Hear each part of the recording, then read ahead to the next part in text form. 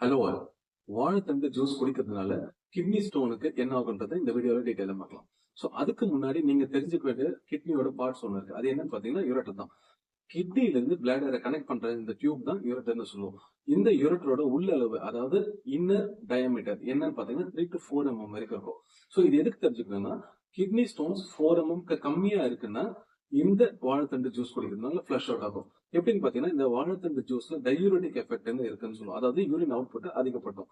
So இந்த வாழைத்தண்டு juice குடிக்கிறதுனால 4 mm கம்மியா இருக்கிற கருத்தில் பாத்தீங்கன்னா ஃபிளஷ் அவுட், அதாவது அடிச்சுட்டு வர வாய்ப்புகள் இருக்கு.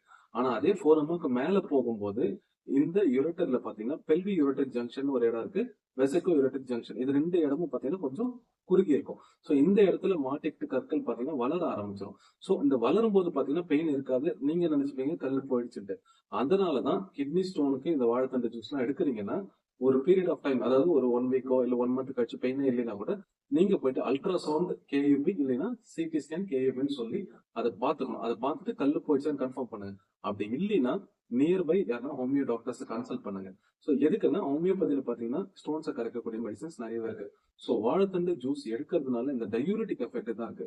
ஒரு சில ரிசர்ச் என்ன சொல்லுதுன்னா, இந்த வாழைத்தண்டு ஜூஸ்ல பொட்டாசியம் அண்ட் மெக்னீசியம் அதிகமா இருக்கிறதுனால ஸ்டோன் ட்ரீட்மெண்ட் எடுத்து ரிலீஃப் ஆனவங்க அடுத்தபடியா ஸ்டோன் வராம இருக்கணும்னா நீங்க அப்ப இந்த வாழைத்தண்டு ஜூஸ் எடுக்கும்போது பிரிவென்டிவா இது ஆக்ட் ஆகுது. சோ இதுதான் இந்த ஆக்ஷன் பாத்தீங்கன்னா. பட் மத்தபடி ஸ்டோன் கரைக்கும்ன்றது கொஞ்சம் டவுட்ஃபுல் தான். சோ 4 mm கீழே இருக்கிறவங்க கண்டிப்பா வாழைத்தண்டு ஜூஸ் எடுத்து பாருங்க. ஃபிளஷ் ஆகுற சான்சஸ் ரொம்ப ரொம்ப அதிகம். தேங்க்யூ.